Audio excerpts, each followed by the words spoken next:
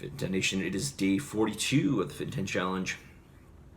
Day 42, we're heading into week 7 of this challenge, if you can believe that. And so your fat scan is going to be coming up next week, so I'll put up the Calendly link for that. I'll put it up in the next few days here. And you can expect some changes to your numbers. Most likely you will get changes to your numbers this weekend, okay? Also, I'm going to have class, so regular class time tomorrow, 10:15. We've got a class tonight at 5. And Monday we're gonna run the class at 10:15 a.m. because Monday is a holiday. All right.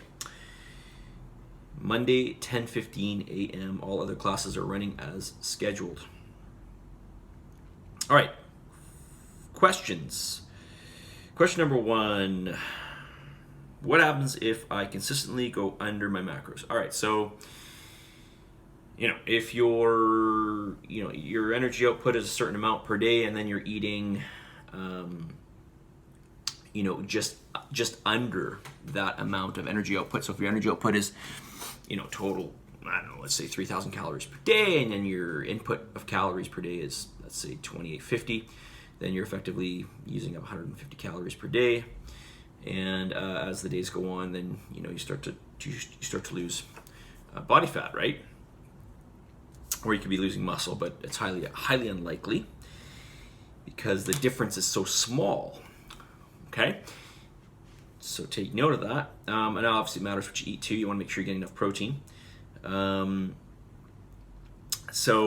But if you go under your macros by too much, so let's just say your total energy output for the day is 3,000 and your intake is, I don't know, let's say 2,300, then we've got a 700 calorie difference there.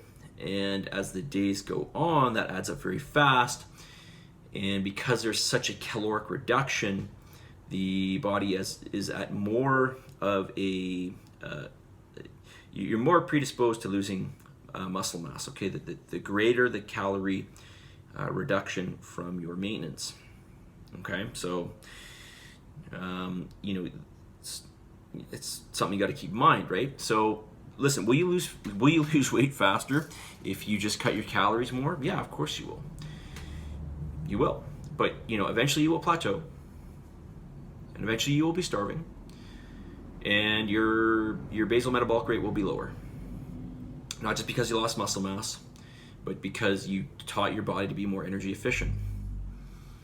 Okay? So that's a very simplistic explanation, but you taught your body to be more energy efficient. So, now what are you going to do? Take away more from little, right? I mean, what do you do, right? So this is where, and not to mention you're losing muscle mass. So, this is why I give you guys so many calories. And I didn't really give you guys a lot of calories. I don't even think it's a lot of calories. I think it's just, it's reasonable for the amount of exercise you're doing. For everything that you're doing, it's reasonable. Okay, and as I explained yesterday, right? If you watch yesterday's video, we go through the whole energy balance equation a little bit more detail. So the key here is to as my motto goes, make small, consistent, reasonable changes, right? And this is how you're going to effectively lose weight or body fat almost 100%, hopefully 100%. In fact, a lot of you are going to, you are losing fat 100%, you're gaining muscle, right? So that's really, really what you want, right? Because now you're making your body more energy inefficient, which is what you want. You want your body to be an energy burning machine to keep you losing body fat consistently, right? So getting back to the question, if you cut your calories too much, if you go under your macros by too much, what's too much? That's a good question, but let's just throw something out there. I mean, I have to really think about it, but let's say more than 10%. Well, the bigger, like I said, the bigger that deficit away, the bigger energy deficit that you create over time will have those repercussions. Okay, lower metabolic rate, and more muscle lost, okay, which obviously leads to lower metabolic rate. But there's other factors that will affect your metabolic rate, right? Okay. All right, so stick with your macros. This is why I give you guys as much food as I do. Okay, number 2. I hope that answers the question. Let me know if it doesn't. Number 2. Man, if I could read my own writing, unbelievable. I wrote this like 20 minutes ago too. What does this say? I cannot read my writing for the life of me. Okay, I know what the question is. The question is basically, if I keep my weights the same, unbelievable, right? Can't read my own writing. Just wrote it. Remember the question, but can't read my own writing. If you keep your weights the same, will you continue to progress, okay? So, you begin, I don't know, let's say you bench press 50 pounds for 10, and you just keep bench pressing 50 pounds for 10, month after month after month. Are you going to make progress? Well, the answer to that is no, even if you continue to push more reps. Will you progress in the beginning? Yes, you will, but eventually, you'll be able to do 15 reps with that, and then maybe eventually be able to do 20.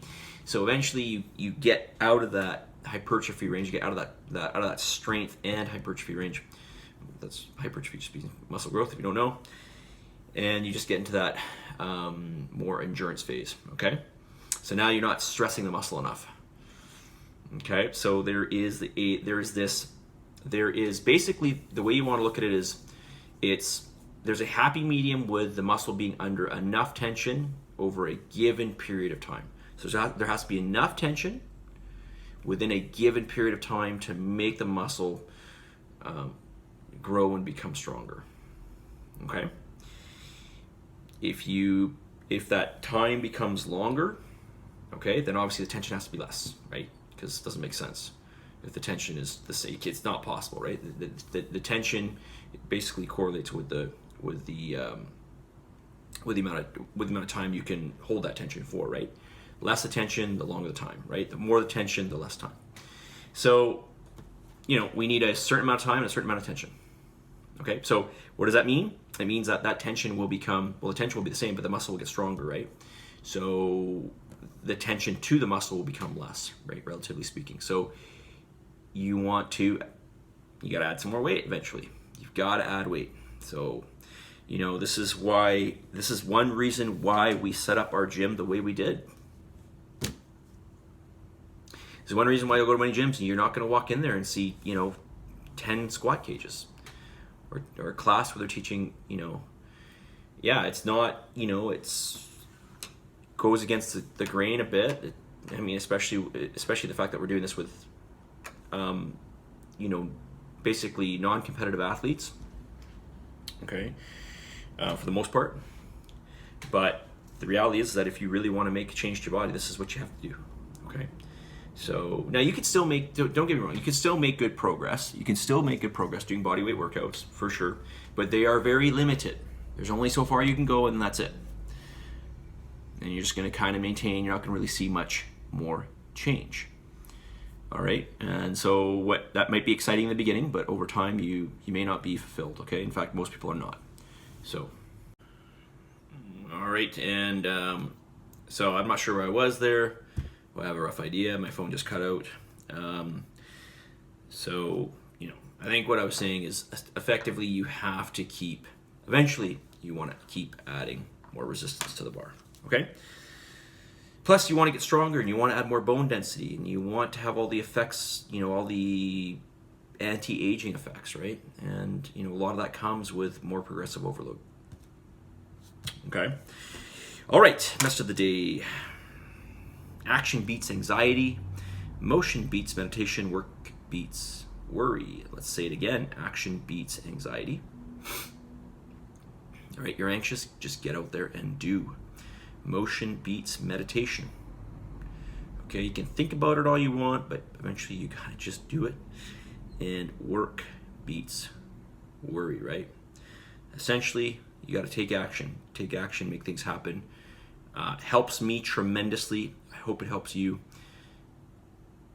Get out of your mind, get to it, get to the things that you want to do, and then just make them happen, okay?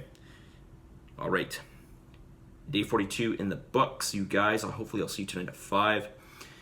And again tomorrow at 10, 15. Tonight we're doing legs, tomorrow we'll do upper body. And keep sending me your questions. Send me your gratitude for the love of God. I'm waiting on those. Send me your gratitude. 5 things.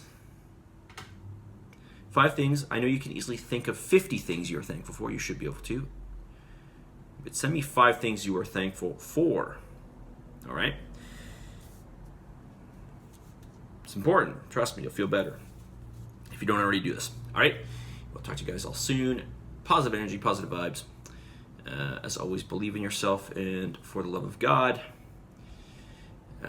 Give some gratitude. Send me some gratitude. I'll talk to you all soon. See ya.